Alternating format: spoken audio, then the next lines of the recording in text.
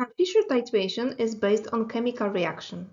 In the first step, which is reversible, alcohol reacts with sulfur dioxide and the appropriate base, forming an intermediate. In the second step, this intermediate reacts with the base, iodine, and water. Water in this case comes from the sample, and the rest of reaction substrates come from the KF reagent. And as water and iodine react here in 1:1 molar ratio, we can calculate water content in the sample based on the consumption of iodine. Looks quite simple, right? So each mole of water from the sample is reacting with 1 mole of added iodine, and we keep adding iodine until all water from the sample will undergo KF reaction. When this happens, the next portion of iodine is not consumed in KF reaction and the titration stops.